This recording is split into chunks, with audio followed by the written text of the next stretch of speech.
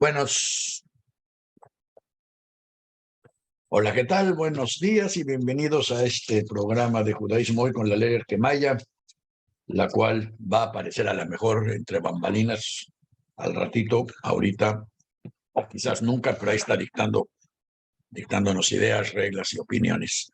Así que en cuanto quiera aparecer, nada más, ya sabes, nos lo señalas y de inmediato lo veremos. Janet, tú ahí estás cuidando en todas las pantallas. Por Hola, favor, si aparece la Lererque o cualquiera que quiera opinar, hablar, etcétera. Hoy tenemos un programa casi diría yo sensible, peligroso, cuestionable, pensante, difícil por decir lo mínimo, porque hoy tenemos un tema que si bien hemos tocado parcialmente en el pasado, nunca lo hemos tocado con tanta claridad. El tema del que queremos platicar hoy, para que todos lo puedan ir pensando, y cuando lo vayan pensando y quieran darnos su opinión, todas son bienvenidas. Pero piensen si esto estuviera pasando en la Ciudad de México, no necesariamente en Tel Aviv, porque realmente lo que está pasando en ambos lados es muy parecido, más allá de parecido, casi parece dictado por el mismo libro de acciones, pero con efectos totalmente, con efectos un poco diferentes. Vamos al tema de hoy, va a ser recordar o no recordar. Si vale la pena recordar o no recordar. Y la segunda parte de este tema es si estamos viviendo el ocaso del secularismo israelí y estamos presenciando el nacimiento de la teocracia israelí. Están los talibanes tomando el poder en Israel. ¿Y qué significa eso para los israelíes? Ahora sí que, como dicen por ahí, los y las israelíes, porque cuando los talibanes tienen el poder, los están muy cómodos y las a veces no tan cómodas. Entonces, vamos a hablar de todo eso, los y las israelíes, y el daño que toda esta situación va a representar o no para las comunidades judías del mundo. Pero primero, vamos a quitarnos de encima el primer tema. ¿Qué les parece? Y vamos a hablar de las efemérides de hoy.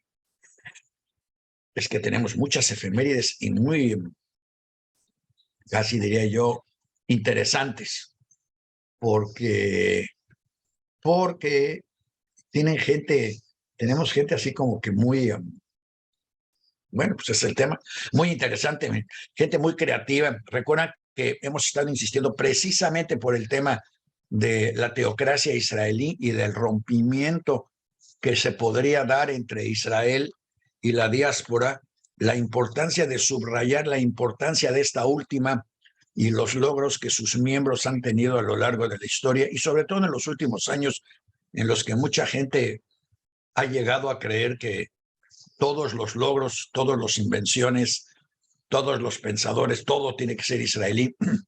Y bueno, afortunadamente no es así. Digo afortunadamente porque si se da el rompimiento, vamos a seguir teniendo gente creativa, pensante, trabajadora, judía afuera de Israel. Pero en fin, vamos a ver, 1 de marzo del 47 murió Víctor Moritz Goldschmidt.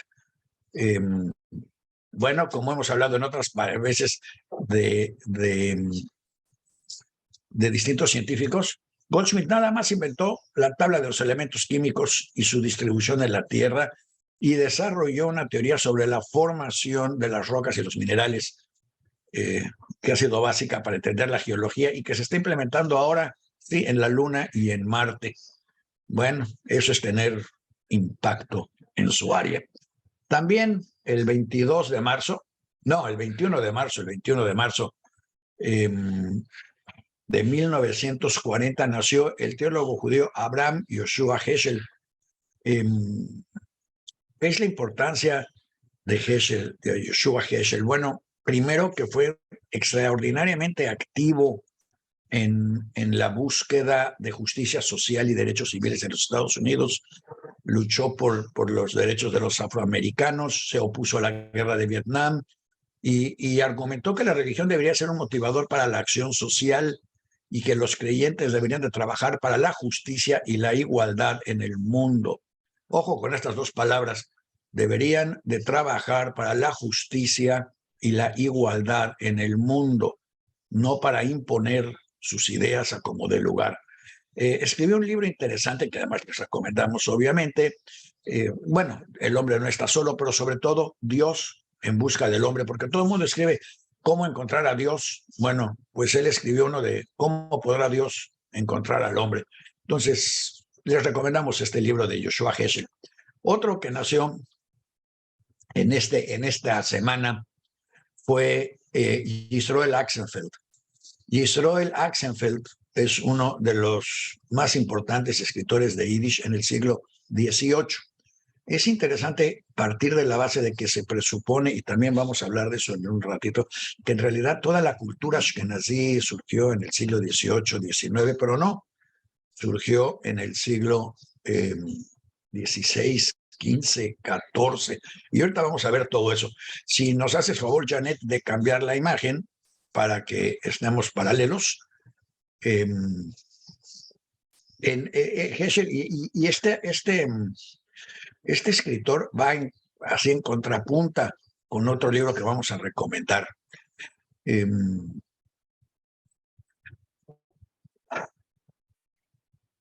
Este hombre, Yisroel Axenfeld, trató de empezar a imprimir. Hey, ese, Joshua Axenfeld, sí, ese.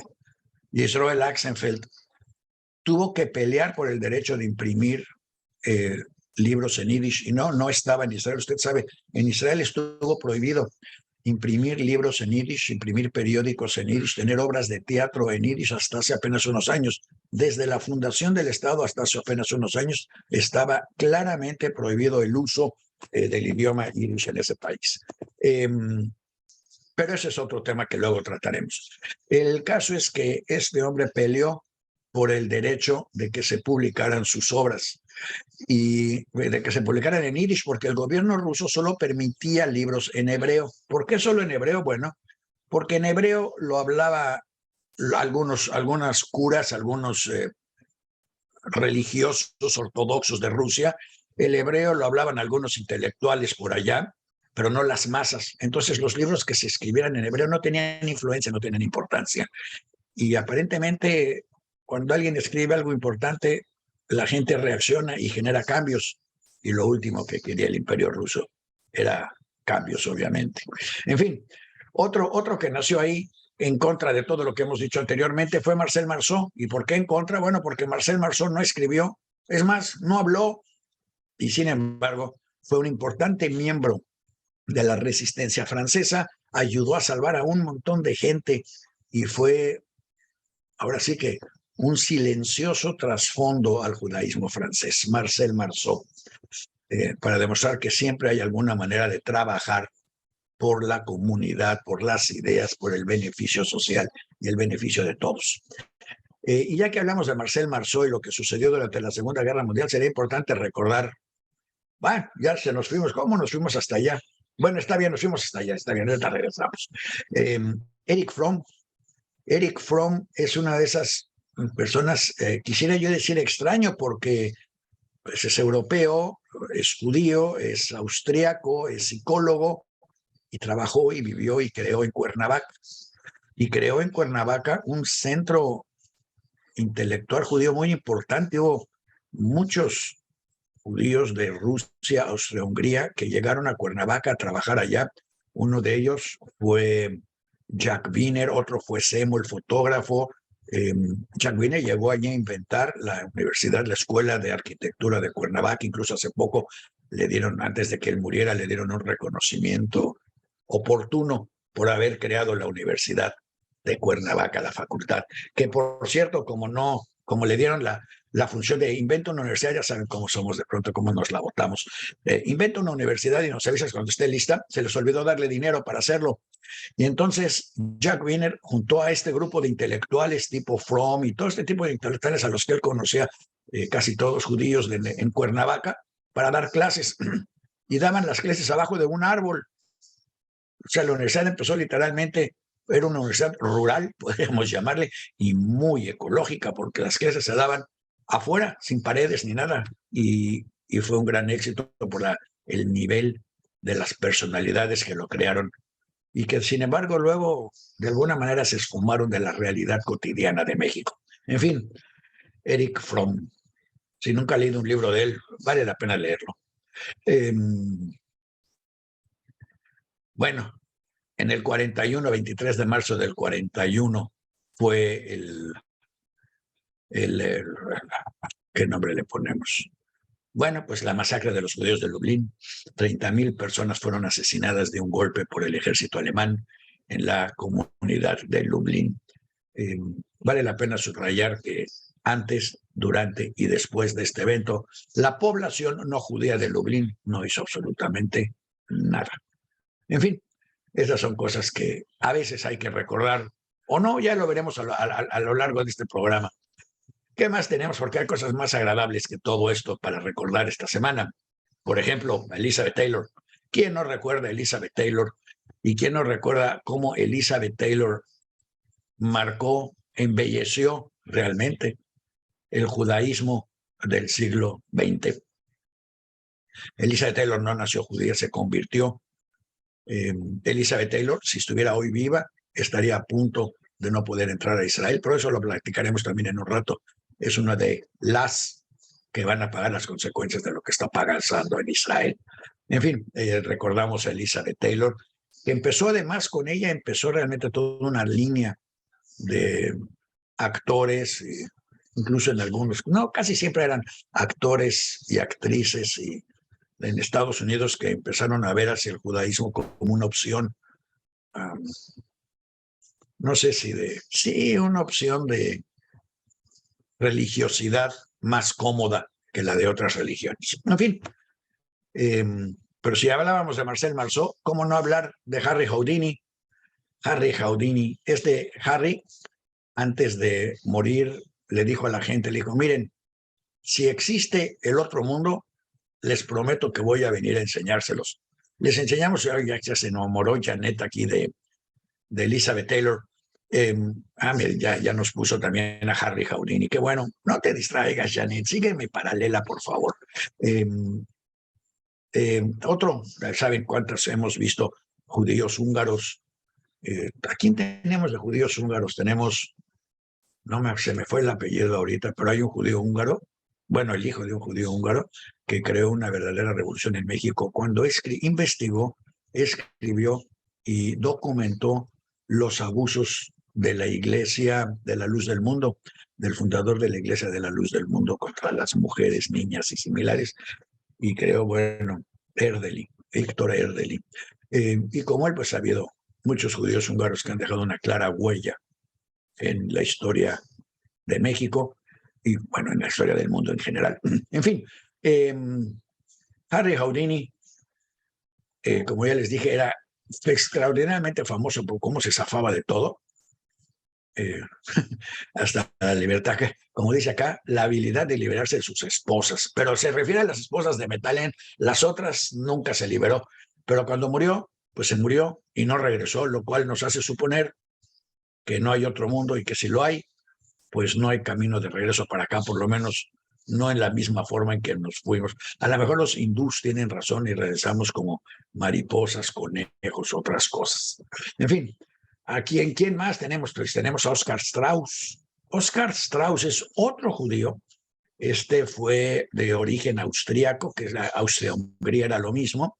Llegó a Estados Unidos. En Estados Unidos fue nominado para representar a los Estados Unidos en Constantinopla y estuvo ahí unos 2 años en Constantinopla, y cuando el presidente dejó la Casa Blanca, la Corte Europea de Arbitraje de La Haya lo contrató para irse para allá, en donde estuvo hasta 1924. Precisamente eso es lo que es ser un buen diplomático. Yo no me imagino a mí en la Corte de Arbitraje, porque yo no arbitraría, tú eres culpable, tú tienes... Yo sería muy salvaje, muy dramático. Aquí se necesita toque fino, elegante, como el que tenía precisamente Oscar Strauss. ¿Qué más tenemos? ¿Cuántas cosas tenemos esta semana, verdad? Pero tenemos algo muy importante que pasó esta semana, y pasó el incendio del Triángulo. Este incendio del Triángulo cambió la historia de los derechos de las mujeres. Este incendio del Triángulo también tiene su extensión en Cuernavaca y en México, porque una de las sobrevivientes fue Mary Abrams. A lo mejor mi mamá quiere hablar algo y decirnos, contarnos algo de Mary Abrams. Yo recuerdo a Mary Abrams cuando la visitábamos en Cuernavaca, precisamente. El marido tuvo que escapar de Estados Unidos y porque era, ya saben, activistas de izquierda que amenazaban el sistema en vez de verlos como los posibles enriquecedores del sistema. Pero en fin, el caso es que Abrams se fue a Canadá. Después de Canadá, pues piensa el clima entre Winnipeg y Cuernavaca, ¿dónde prefiere uno vivir? Pues ni para qué pensarlo dos veces, Cuernavaca. Y ahí fue donde conocí a Mary Abrams, la sobreviviente del incendio del Triángulo. Y lo más importante es que con este incendio se iniciaron los movimientos de liberación femenina, porque las mujeres estaban encerradas en los pisos donde trabajaban, tenían horarios muy específicos, 2 minutos, 5 minutos para ir al baño, no pueden ir a comer, eran horas extensas de trabajo. Bueno, era todas las razones por las que se inventaron los sindicatos y la lucha por la igualdad femenina, que todavía sigue y ahora en retroceso en muchos lugares, como lo veremos en un momento más. Bien, también este día los médicos holandeses hicieron una campaña, una huelga, por así llamarla, en contra de los alemanes. No por los judíos, pero también muy importante porque ellos lucharon para evitar que se les obligara a eutanizar a todos los discapacitados físicos y mentales como lo requería la medicina, ¿no?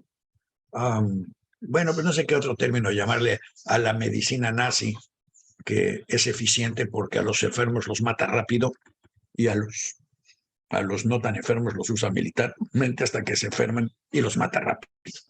Pero bueno, ya saben, si de todos modos se van a morir, ¿para qué darles medicinas? Y los médicos nazis, los médicos holandeses decidieron hacer una manifestación contra eso, con lo cual los nazis cedieron y los dejaron seguir en paz, sin tener que matar a todos los que calificaban para ser asesinados de inmediato. Bueno, y como no contrabalance, sino un agregado a eso mismo, tenemos el aniversario de Jonas Salk. Jonas Salk, su instituto sigue vivo aquí en San Diego. No sé cómo le hubiera ido a Jonas Salk en el mundo de hoy, porque seguramente le hubieran todos estos conspiracionistas hubieran pensado que Jonas Salk algo le había metido a la vacuna de la polio. Quién sabe cuántos niños se hubieran pagado de las consecuencias de esto. El caso es que no existían estos conspiracionistas, la gente era un poquito más consciente médicamente a lo mejor, o creía un poco más en la humanidad y la ética de los médicos, y aceptó la vacuna de la polio y nos la pusieron a todo el mundo. Esto me recuerda mucho a la hija del doctor Hoff, que vivía aquí en San Diego también, y que de entre todos los niños a los que el doctor Hoff les puso la vacuna, a ella no se la puso y ella terminó con polio el resto de su vida. Bueno, pero el doctor Hoff salvó, bueno, el doctor Hoff también, pero Salk y doctores como Hoff por todos lados nos salvaron a toda una generación de la plaga de la polio. Pues vale señalar que incluso sus descubrimientos sirvieron de base para que posteriormente tanto la compañía Moderna como Pfizer, tomando las bases del sistema de Salk, trabajaran para la invención, para la vacuna contra el COVID. En fin, avances del pasado que cuando se recuerdan sirven para enriquecer el futuro. Y hoy se firmó la paz entre Israel y Egipto, que sigue vigente, curiosamente, y digo curiosamente porque es difícil mantener algo vigente en el cercano oriente, pero esto sigue vigente, a veces más productivo, a veces menos productivo, le costó la vida primero a Sadat bueno, no después, pero de alguna manera le costó la vida también a Rabin cuando lo quiso enriquecer. En fin, un tratado de paz que ojalá se hubiera podido extender a más países de una manera certera y realista, que en realidad hoy va totalmente en reversa. Hoy más bien se están firmando nuevos tratados de confrontación en el cercano oriente, lo cual también vamos a ver después. En fin, ¿qué más tenemos? ¿Qué más tenemos que haya que recordar?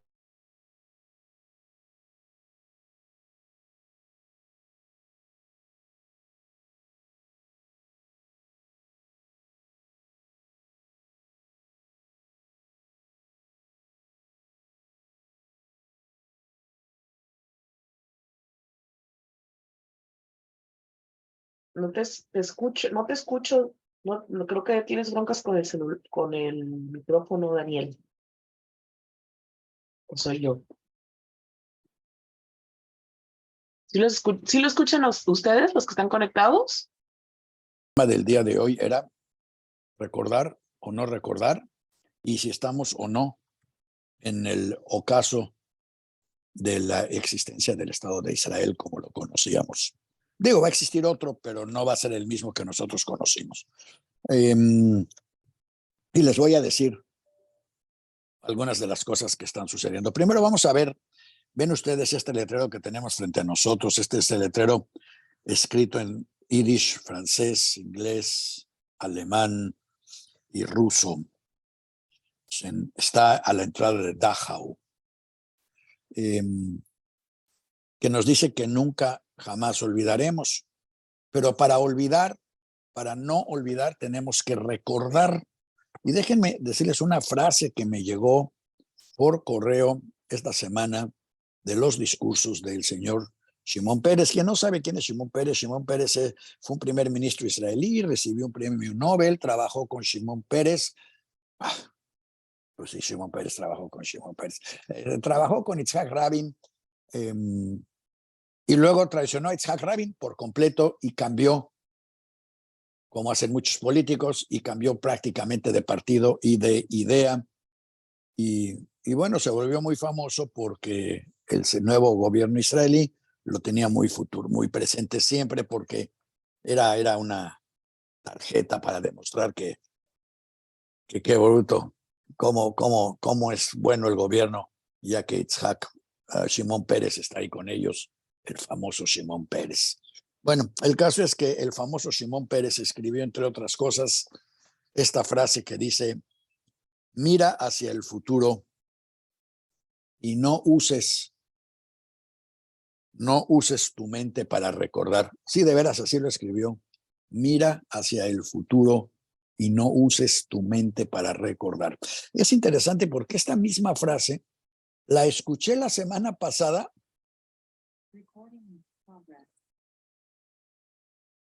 La escuché la semana pasada, esta misma frase, en la mente de una persona. ¿Para qué les digo? Bueno, un millennial que además me cae muy bien precisamente porque refleja de una manera dramática una manera muy dramática el pensamiento de los millennials. Y él lo que me dijo fue, hablando en otros temas, fue: oye, ¿qué pasa en Israel? ¿Por qué tanto relajo? ¿Para qué queremos estar ahí con tantos problemas? ¿Por qué mejor no nos vamos a otro lado? Estoy hablando de una persona cuya casa está prohibido hablar de temas que no sean 100% sionistas y pro-israelíes, exalumnos de la Tarbut, de esos que siempre apoyan a Israel, siempre y cuando no se tengan que ir para allá. Y de pronto me está cuestionando el hijo pródigo: ¿por qué perder tanto tiempo en Israel nada más por unas piedras? Así me lo dijo, nada más por unas piedras viejas. Ahorita que leí esta frase de Shimon Peres dije, bueno, pues sí, si no piensas en recordar, las piedras viejas no tienen ningún sentido, ¿verdad? El sentido está dado única y exclusivamente en el concepto de poder, no sé, ¿cuál sería el término?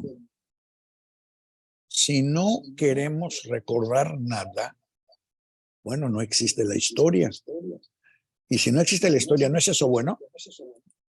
Porque si no existe la historia, no existen odios, no existen rencores, no existe la Segunda Guerra, porque la Segunda Guerra, aunque todavía hay con nosotros quien la vivió, para efectos prácticos ya dicen que ya es historia, ya no es realidad.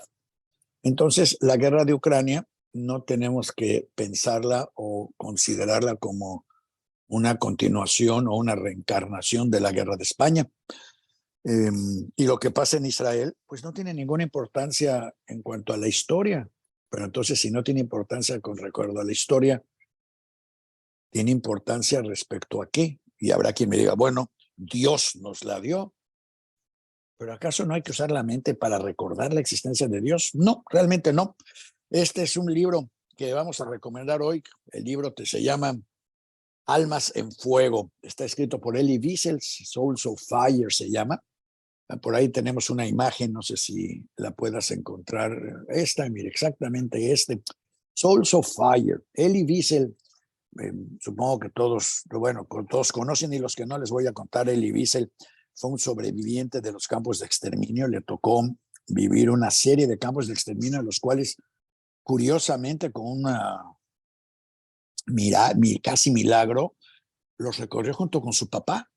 Fue de uno a otro, y lo salvó su conocimiento de idiomas, igual que a Simón Wiesenthal, por cierto. Y en el último campo de exterminio en el que estaba, iban caminando de regreso al campo, y en la vía del tren, tirado en la vía, entre las rieles de la vía del tren, vio un pedazo de pan que alguien perdió o dejó caer ahí. Se abalanzó sobre él, se lo comió, un pedacito de pan, y se lo comió todo. Y después de comérselo pensó y dijo, uy, mi papá está desfalleciendo de hambre y yo me comí el pan y no le ofrecí un poco. A lo mejor debí haberlo hecho. Y poco después, casi un par de días después, el papá murió de desnutrición. No, el pedazo de pan no hubiera hecho ninguna diferencia, pero el complejo de culpa fue enorme y eterno. Y Elie Wiesel venía, como lo dice claramente, venía de una familia jasídica. No, él no era jasídico, ni su papá tampoco ya, pero venían de una familia jasídica donde se respetaban profundamente las ideas y los conceptos del hasidismo. No tanto, bueno, es como algo espiritual, es la diferencia. No es algo religioso, es algo espiritual. Si usted no conoce lo que es el hasidismo, tiene que leer este libro, porque además este libro lo que tiene es que tiene historias de distintos personajes hasídicos. Elimelech de Lishensk, Levi Yitzhak de Berdichev, todos los grandes rabinos del hasidismo. Y esto es muy importante subrayar algo, porque luego veo en otros medios judíos, esos que nos tratan de copiar las noticias constantemente, que no saben realmente lo que están escribiendo, nada más traducen y creen que un rabino hasídico es un rabino hasídico, pero no existen los rabinos hasídicos, existe el rebe hasídico. Y el rebe es un rebe, no un rabí y no un rabino. Es un rebe porque es un amigo de la gente, no es un líder de la gente, aunque se convierte en líder. Es una luz para sus seguidores, pero no es una obligación seguirlo. Al que no le guste siempre puede cambiar de rebe e irse a otro lado, o salirse simplemente del movimiento. Pero la importancia del rebe es que ilumina, que responde a las necesidades de la gente. Si ustedes leen este libro, van a poder leer la historia de Baal Shem Tov. Hoy, por culpa de esta falta de todas mis máquinas que al mismo tiempo dejaron de funcionar, me da mucha pena y les suplico que me disculpen. Según yo tenía 2 backups, y los 2 backups no funcionaron tampoco. Tronaron los sistemas y qué pena, me disculpo con ustedes. Pero bueno, el caso es que el primer personaje del que habla Elie Wiesel es precisamente del Baal Shem Tov. El Baal Shem Tov, para quienes no para quienes no conocen los términos, que además no tienen por qué conocerlos, el Baal Shem Tov es el dueño del buen nombre. El Baal Shem Tov es el nombre que se le dio. El Baal Shem Tov es el nombre que se le dio al fundador realmente del hasidismo, quien dice la historia, la leyenda, la tradición hasídica, siempre supo que tenía una misión en este mundo, pero a los 35 años recibió el llamado de que era tiempo de dejarse conocer por el mundo como el mensajero de Dios y los ángeles. Y entonces creó el hasidismo. Yo les iba a dar toda una perspectiva sobre el hasidismo, pero yo creo que me la voy a tener que guardar para la próxima semana, porque realmente esto es algo que hay que ir mencionando paso a pasito e irlo pensando, porque los conceptos del hasidismo son bien diferentes. El hasidismo fue el enemigo tanto de los rabinos judíos como de los tradicionales como de los reformistas. Y le tocó vivir al Baal Shem Tov, le tocó vivir en los años 1700 y años, y era enemigo. Los otros dos lo odiaban totalmente, precisamente porque para unos era demasiado revolucionario y para otros era demasiado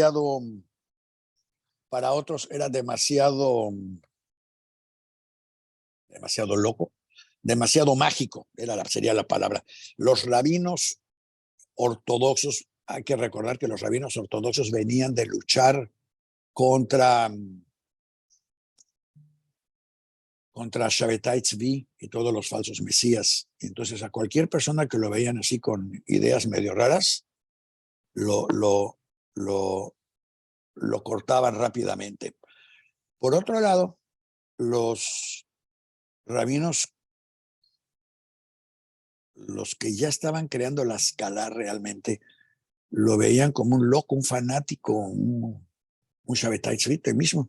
Y entonces él estaba en medio de las dos tradiciones y él reimaginó un judaísmo que después de Shabbatai Tzvi estaba en verdadera destrucción. ¿Por qué en verdadera destrucción? Bueno, por un lado, en Europa Oriental hubo cientos de miles de personas que dejaron sus casas, vendieron sus propiedades para seguir a Shabbatai Tzvi porque había regresado el Mesías y con él se van a ir a la Tierra Santa y desde ahí se van a subir al cielo con Dios. Ya hemos oído esas historias. El caso es que Shabbatai Tzvi, ya saben, cuando llegó a la frontera de Turquía, los otomanos lo arrestaron y le dijeron que tenía dos opciones. Bueno, tenía tres. Uno, si él es Dios o alguna cosa por el estilo, pues este es el momento de demostrarlo y todo lo que tiene que hacer es pues, traer a Dios. Ahora, si Dios no llega, tiene dos opciones, o se vuelve maometano o se muere. Shabbatai Tzvi inteligentemente decidió que su mejor opción era volverse maometano, se convirtió ahí mismo y todas las cientos de miles de personas que venían atrás de él se quedaron parados sin saber qué hacer. Habían perdido la ilusión, imagínense toda la emoción con la que iban caminando desde toda Europa Oriental hacia Constantinopla para cruzar hacia Israel, y de pronto les dicen que el líder pues ya se volvió musulmán y pues ya no hay viaje a Israel, pero ya vendieron sus casas, regalaron cualquier propiedad que tuvieran, y esto surgido después de las matanzas de Europa Central. En Europa Occidental, por otro lado, acababan de abrir las fronteras de la prohibición de los judíos de participar en todas las actividades del Estado. Estaba en pleno surgimiento todo lo que era la República Napoleónica, y los judíos estaban empezando a incorporarse rápidamente a las sociedades a cambio de no presentar su judaísmo con demasiado escándalo. Era judío en la casa y alemán en la calle. Y bajo esa teoría, pues les estaba yendo bastante bien. Entonces, la gente de en medio, primero todo un grupo de gente estaba descubriendo que asimilarse era bueno. Ahí sí, como dice Shimon Peres, si no recuerdas, no problema. La gente pobre estaba totalmente abandonada, pero además abandonada en países donde el sistema educativo no existía y donde el sistema educativo judío mismo había caído totalmente en crisis por la crisis de Shabbatai Tzvi y las matanzas que había habido antes de esa época. Y, y el Baal Shem Tov llegó y enseñó un nuevo judaísmo, le dio una nueva vida al judaísmo para la gente, primero pobre y después fue para todos realmente. Entonces, creó un judaísmo de esperanza, de alegría, que le dio cabida a todos. El Baal Shem Tov decía siempre que la gente más importante a la que ibas a conocer, no solo no sabías quién era, sino que además siempre iba a ser gente humilde porque entre ellos se escondía el Eliyahu Hanovi. Y contaba muchos cuentos. Se me va a acabar el tiempo, qué coraje. Bueno, voy a contar un cuento rápido y nos vamos al otro tema.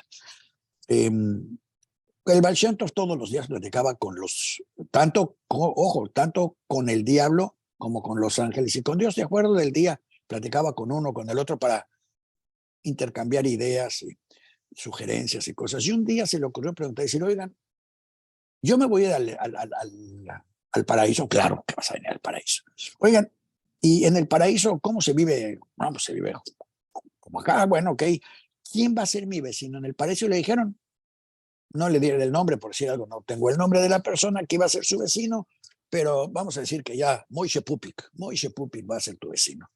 Y él dijo, ¿dónde vive Moishe Pupik? Le dieron la dirección. Pues no está muy lejos de acá. Así es que ni tardo ni perezoso empezó a caminar y se fue a buscar a Moishe Pupik. Llegó a la casa de Moishe Pupik, tocó y primero vio que afuera la casa estaba, el jardín, todo estaba descuidado. La casa misma no estaba en buenas condiciones. Le abrieron y no estaba impecablemente limpia la casa. Estaba medio tirada, medio sucia, lo cual quiere decir que Moishe Pupik, uno, era hombre, dos, seguramente era soltero, porque estaba todo desorganizado y medio sucio y todo. No encontró cajas de pizza porque todavía no se vendían, pero seguramente es lo que hubiera encontrado si hubiera llegado hoy en día a la casa de Moishe Pupik. Moishe Pupik lo recibió, lo atendió muy amablemente, le dijo, ¿sabes qué? Yo voy a comer, si quieres, sirve, siéntate. Y ok, se sentó, comió con él. Moishe Pupik tenía muy malos modales, supongo que yo debo de ser descendiente de Moishe Pupik, y hablaba y comía, y no era para nada elegante ni propio, para nada. Y el Baal Shem Tov lo veía y dice, bueno, ¿qué hace este cuate? ¿Qué tiene en particular? Eh, ¿Por qué va a ser mi vecino? Y después de varios días, dijo, bueno, a lo mejor seguramente en las noches sale y hace algo. Ustedes saben, bueno, eso es otra historia rabínica. Luego le cuento la historia rabínica del rabino que salía en las noches a alimentar a las huérfanos y a las viudas y que por eso era tan famoso en el paraíso. Pero esa es otra historia. Vamos a regresar a esto. Después de varios días ya no aguantó la curiosidad y se acercó con él y dijo, oye, Moishe, explícame, ¿por qué comes tanto? ¿Por qué siempre estás preocupado por eso? ¿Qué, qué piensas? ¿Qué quieres hacer de tu vida? Y Moishe Pupik le dijo, mira, hace muchos años cuando yo era un niño, llegaron los ucranianos, esos a los que hoy queremos defender, y vieron a mi mamá y a mi papá y quisieron robarles, pero mi mamá y mi papá eran muy pobres, no tenían dinero, no tenían nada.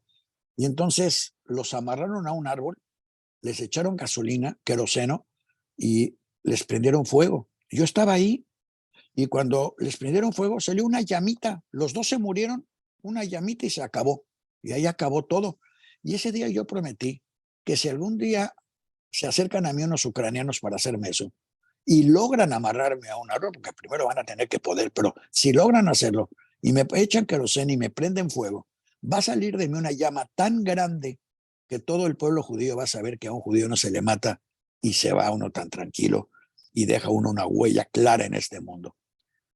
El Baal Shem Tov oyó la historia, se regresó le dijo, bueno, pues muchas gracias, ya estuve acá mucho tiempo abusando de tu amabilidad, así es que yo creo que ya me regreso a mi pueblo. Ok, pues buen viaje y ahí nos vemos, yo tengo que ir a comer, le dijo Moishe. Y sí, Moishe se fue a comer, el Baal Shem Tov se salió, y en el camino lo primero que hizo fue voltarse con los ángeles y decir, oigan, ¿alguno de ustedes me puede decir qué he hecho yo para merecer tan buena compañía como la de Moishe Pupik en el paraíso?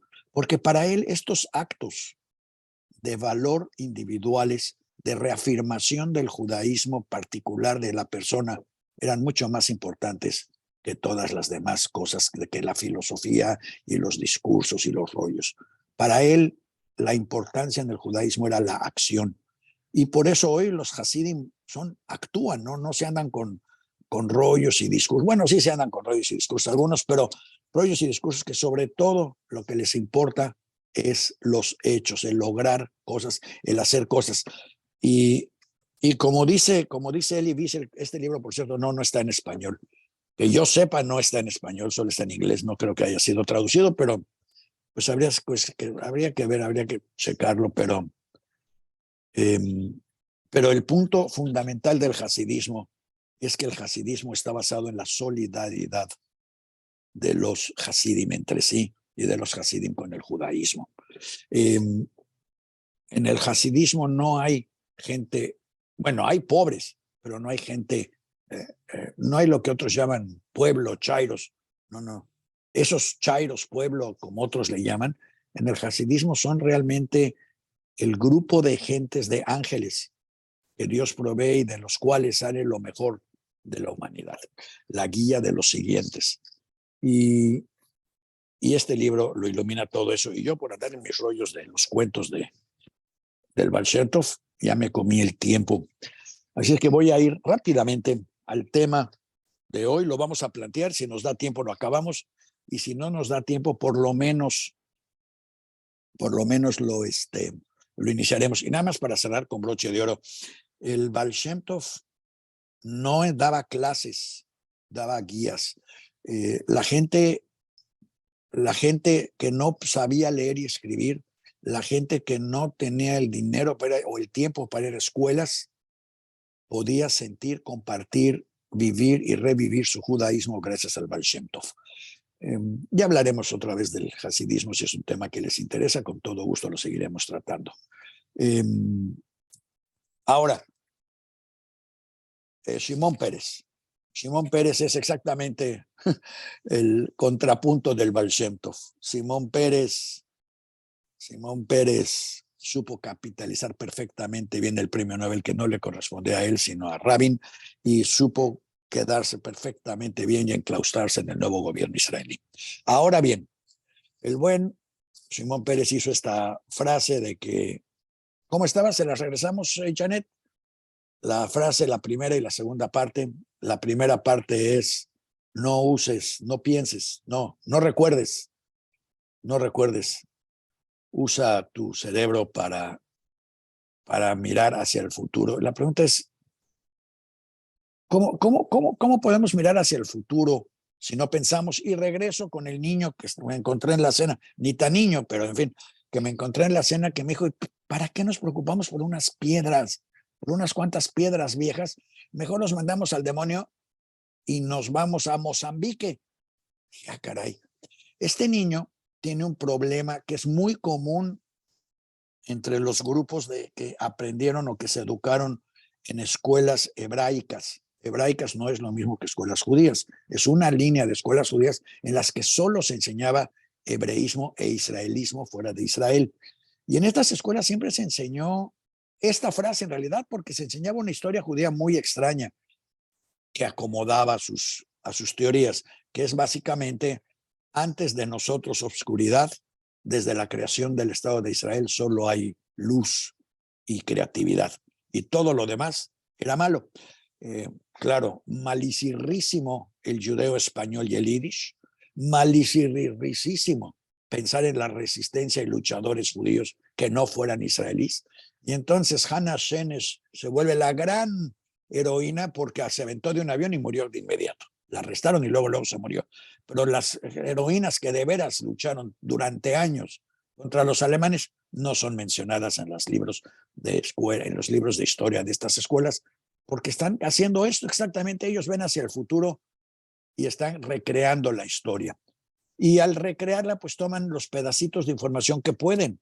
La historia de Mozambique, este niño creyó realmente que había un plan judío para colonizar Mozambique y nunca supo que en realidad fue un plan que corrió por unos días en la mente de los alemanes, donde la idea era: vamos a mandar a los judíos a Mozambique pero fue eliminado porque no había suficientes barcos para mandar a todos los judíos, amén de que era un desperdicio de gasolina mandar a tantos judíos en los barcos cuando se pueden usar los barcos para luchar por la expansión de Alemania.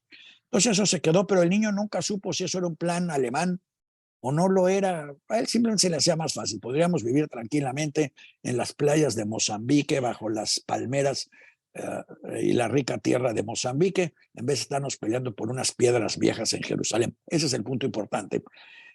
Y es la primera consecuencia de esta frase. Ahora, si partimos de la base de que eso no importa, ¿cuál es la segunda parte de la frase? La segunda parte de la frase dice, vamos a recordar, vamos a imaginar. ¿Usted alguna vez ha pensado en imaginarse algo? Yo entiendo, Salk, por ejemplo, imaginó cosas. Los científicos, Einstein, tratan de entender el mundo que nos rodea y para entenderlo a veces se basan en lo que ya sabemos de antes y a veces son exactamente la contraposición de lo que sabíamos antes para pensarlo. Pero si no tenemos el punto de referencia de lo que pasaba antes, ¿cómo podemos pensar en lo que va a pasar después? ¿No es acaso, y voy a la más simple, no es una relación humana, no se basa fundamentalmente en lo que pasó antes? No voy a hablar de hijos para que nadie se ofenda, pero un perrito no nos trata de acuerdo como lo tratamos antes. Entonces, ese perrito está usando su mente para recordar. También la utiliza para imaginar. Ve hacia el futuro, pero la ve usándolo como memoria.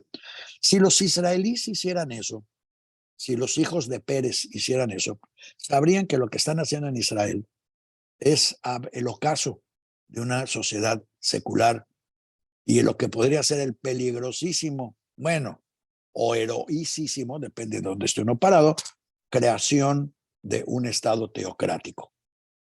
¿Cómo le llamaríamos a un Estado teocrático israelí? ¿Los tal-israelíes, por lo de los talibanes, o los israbanes? No importa cómo les llamen, el hecho es que definitivamente los extremistas religiosos israelíes, que no son todos los religiosos, pero son los religiosos con poder y con el poder del Estado. Si ustedes han visto las imágenes en Diario Judío, han visto a la policía israelí arrestando a los científicos del Instituto Weizmann. ¿Dónde se iba alguien a imaginar que en Israel arrestaran a los científicos del Instituto Weizmann por pensar y por cuestionar y por protestar? Se supone que eso pasa en las naciones árabes, en las naciones menos desarrolladas, pero no en una nación judía. Y durante años hemos estado advirtiendo acá que las medidas que ha ido tomando los gobiernos de Netanyahu iban directamente dirigidos a este momento. Y todo el mundo nos dijo que estábamos locos, o yo por lo menos no estábamos, porque no lo dicen en plural, yo solito, y que no entendía yo nada, que en realidad solo los israelíes pueden entender a los israelíes, lo cual es cierto. Y a veces ni los israelíes pueden entender a los israelíes, pero siempre decían que hay que estar ahí para entenderlos. Y bajo esta frase, pues es cierto, si no está uno ahí para entenderlos, tendría uno que usar la educación, la experiencia histórica, la memoria para poder juzgar a los israelíes. Y ni modo, nos tocó el mal momento de tener que juzgar a los israelíes de hoy. Para que ustedes entiendan rápidamente lo que está sucediendo en Israel y lo que va a suceder en el futuro, piensen en otros países, porque además es común, está pasando en Estados Unidos. En Estados Unidos sí se dio. El gobierno populista pudo tomar control de la Suprema Corte de Justicia. ¿Qué hizo la Suprema Corte de Justicia de los Estados Unidos de inmediato? Lo primero que hizo fue prohibir el aborto. Lo segundo que está haciendo es perseguir a cualquier persona, no solo que aborte, sino que use pastillas que pudieran provocar el aborto. En resumen, se están metiendo en la vida personal de cada quien para imponer sus propias teorías. ¿Por qué digo esto? Porque yo nunca he conocido a alguien que esté a favor del aborto que exija que los que no lo están aborten. O sea, si a una persona de las que yo conozco están a favor del aborto, entonces ellas van y abortan. pero no le exigen a la de al lado que vaya a abortar. En cambio, los que están en contra del aborto no solo supuestamente se niegan el aborto a sí mismos, sino que le exigen a todas las demás que hagan lo mismo que ellas prohíben, porque en eso creen ellos. Leyes de hombres impuestas sobre mujeres, lo cual pues también tiene sentido, porque de esa manera podemos controlar a las mujeres. ¿Qué mejor manera de controlar a una mujer que controlando su cuerpo? Si la mujer no es dueña de su cuerpo, si tiene que dar a luz cada vez que así se haya dado por milagro, eh, pues la tenemos controlada. Primero la tenemos ocupada. Mientras más hijos tiene, pues más ocupada está. Eh, o aunque no los atienda, le quita tiempo a hacerse tonta y no atenderlos.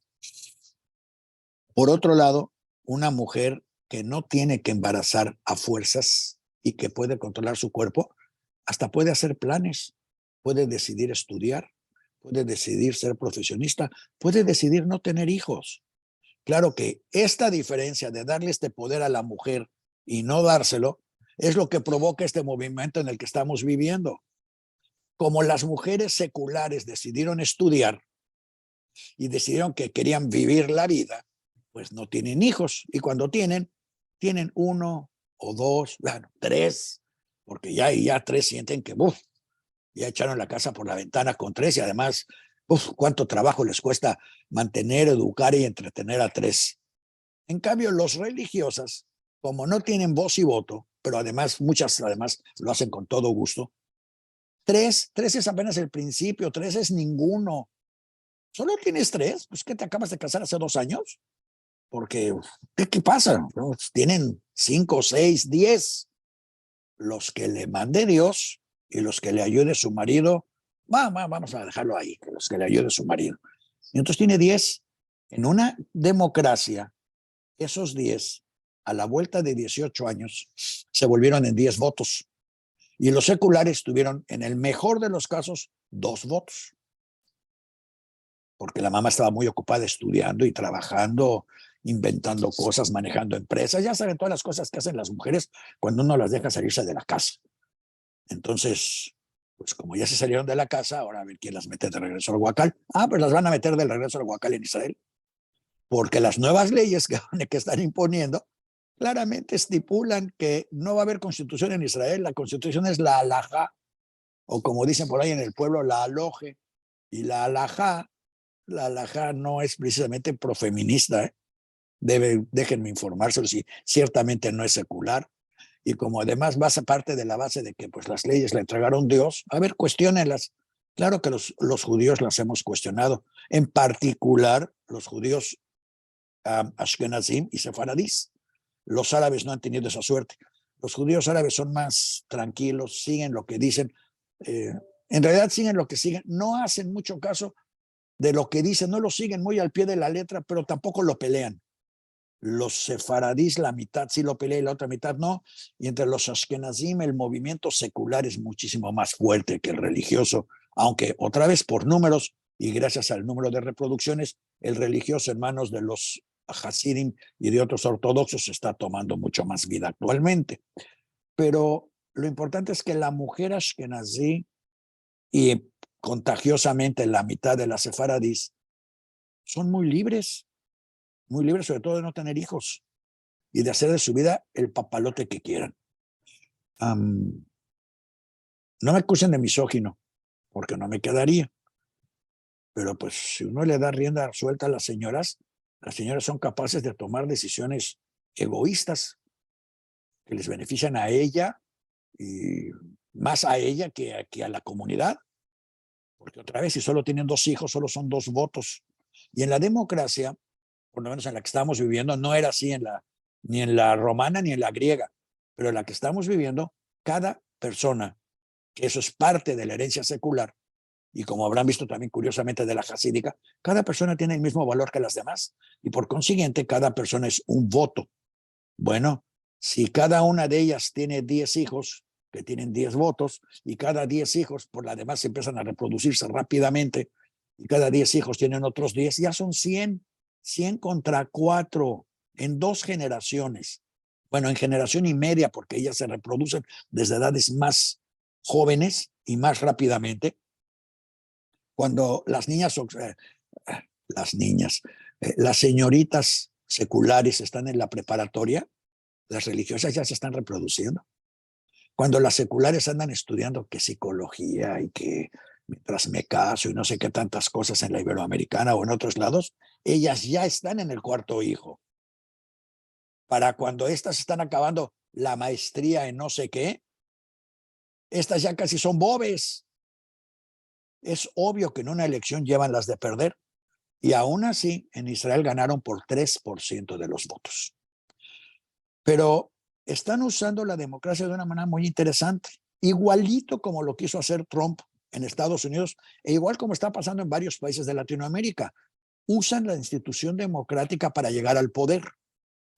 Y una vez que llegan al poder, destruyen la institución democrática para que ya nadie pueda llegar al poder después que ellos. Y ya la acomodan a su manera. Y entonces nos encontramos con que llegaste por mis votos, pero no te puedo sacar por mis votos porque ya amañaste el sistema. Exactamente en Israel, lo que ganó fue el plan B, para que nos entendamos. Y en función al plan B, están cambiando la constitución de un gobierno que le urgía revisión, pero pues nadie nos hizo caso cuando lo dijimos. En Israel le llaman democracia directa, lo cual es un pésimo término. En Israel la gente vota por partido. Por consiguiente, los diputados, o lo que le llaman la Knesset, yo le llamo los sirvientes de la Knesset, le deben su lealtad única y exclusivamente al partido, no al pueblo. El pueblo no los puso ahí. Los votos pusieron al partido en el poder y el partido en el poder decidió quién va a estar en qué posición. Es exactamente lo que se está trabajando o tratando de imponer en Estados Unidos, en México y en otros lados. Una vez que esto sucede, ya nadie los puede quitar. En Israel el único contrapeso que había era la Suprema Corte. Me llama mucho la atención porque en todos lados donde veo defensas a favor de modificar, por no decir eliminar a la Suprema Corte, además, claro, de los mismos insultos que se oyen en México de los malos jueces y los corruptos y quién sabe cuánto, en Israel en particular adquiere un tono, pues casi da pena decirlo, pero es real, no, un tono salvajemente racista. La Suprema Corte es acusada con justicia de que la mayor parte de sus miembros son ashkenazim, en un país que ya es mayoritariamente árabe. No sefaradí, no confundan, árabe. ¿Por qué es importante hacer esta separación? Bueno, porque muchos de los sefaradís que llegaron a Israel llegaron de Francia, de Inglaterra, de Holanda, de Austria-Hungría, obviamente, y por lo tanto llegaron con ideas europeas de representatividad y de derechos. Los judíos árabes no. Los judíos árabes vivieron toda su vida, 2000 años seguiditos en el mundo árabe, donde estas ideas jamás han tenido ningún valor ni ninguna penetración, donde gana el caudillo que gana y el que dice las leyes es el que siempre tiene razón, donde el jajam es el jajam y nadie lo cuestiona, y donde el imam es el imam y nadie lo cuestiona. Es una perspectiva totalmente diferente del mundo, que es perfectamente válida para trabajarla en una democracia. Yo manejo ciertos ministerios, tú manejas otros, yo tengo ciertas ideas, tú tienes otras, tú bla, bla, bla. Pero cuando se elimina la Suprema Corte de Israel, no queda ninguna institución que pueda defender una opinión que cuestione las actividades del gobierno. Ninguna, porque todas las demás instituciones, como diría por ahí otras personas, están basadas en que los líderes de esas organizaciones sean leales, no capaces. Por eso pueden tener un ministro de Relaciones Exteriores que va a dar una conferencia a Francia y saca un mapa de Israel donde es el pequeño sueño de Zev Jabotinsky, donde casualmente el mapa de Israel incluye a toda Jordania, a la cual acaban de eliminar. O sea, ya no es solo conquistar a los palestinos, es también retomar el control, dije, pero si no tenemos memoria histórica, ¿cómo podemos recordar que el imperio de Salomón, solo el de Salomón, incluyó lo que era Jordania? Qué memoria tan, digo, para no tener memoria, qué selectivos somos en nuestra memoria. El caso es que lo que podemos esperar, y yo creo que vamos a tener que entrar en este tema con un poco más de detalle en función a todas las preguntas que están ustedes enviando y que tenemos que contestarlas no sobre la marcha, sino con un poco más de atención, porque aquí sí los detalles son importantes. Vamos a tener que retomarlas para el próximo programa, pero lo importante es subrayar la gente en el poder en Israel hoy es la gente que pide que la ley oficial del país sea la halajá como ellos la entienden, que las leyes que se impongan sean las leyes ortodoxas orientales, como ellos las entienden. Bueno, también occidentales, pero en las occidentales como que la mujer logró hacer una mella para darse ciertos derechos. Digo, en ciertas, no en la ortodoxia obviamente, pero en Estados Unidos tenemos rabinas, cantautoras, todo tipo de activistas comunitarios, mujeres, que obviamente no existen, pero ni remotamente en el concepto del judaísmo árabe.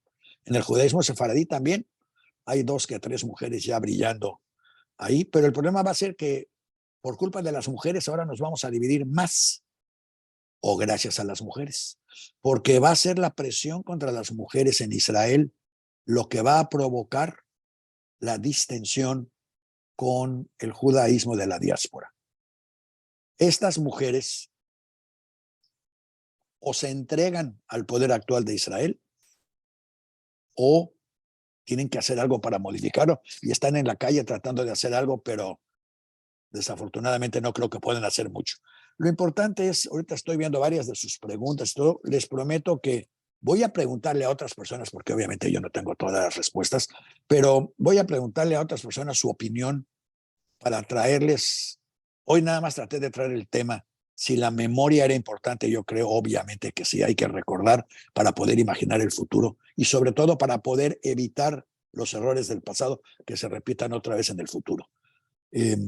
Vamos a tener equipos nuevos para la próxima semana, se los prometo, no vamos a volver a tener este problema técnico y les suplico que me disculpen esta vez, no debió haber pasado y vamos a tener una versión un poco más amplia sobre lo que está sucediendo con las nuevas leyes en Israel. No es un problema nada más de la Suprema Corte, es un problema de usar la democracia para desestabilizar o para destruir a la democracia. Una vez que se implementan las nuevas leyes, no va a haber manera de volver a tener elecciones en las que se cuestionen al gobierno actualmente en el poder. Bien, no le demos más vueltas al tema, lo veremos la próxima semana y si tenemos tiempo también en los próximos programas, a quienes nos están preguntando sobre hasidismo y todo esto, les prometo traerles algunos otros cuentos, porque además el hasidismo es un ortodoxismo aceptable, por así llamarlo. Es un ortodoxismo que no requiere necesariamente controlar a la mujer para poder ser religioso. En fin, vamos a hablar del hasidismo, vamos a recordar a sus líderes, no son líderes, a sus inspiradores, porque no son líderes. La gente los sigue porque quiere, la gente los recuerda porque se lo merece. En fin, todo eso lo veremos la próxima semana. Mientras, recuerden que pueden mandar sus preguntas, sus mensajes directamente a daniel@diariojudío.com y con todo gusto la pasaremos a quien sea el mejor, más calificado para responderlas y las tendremos acá. ¿Alguien que quiera agregar algo antes de que nos despidamos? A la 1, a las 2. Y bueno, si nadie quiere agregar nada, les agradezco a todos su atención, su presencia, tanto en YouTube, en Facebook y aquí en el Zoom. Y los invito a que nos acompañen la próxima semana, 12 del día, hora de México, la hora que corresponda en el resto del planeta, 11 de la mañana, hora de San Diego. Muchas gracias y hasta la próxima semana.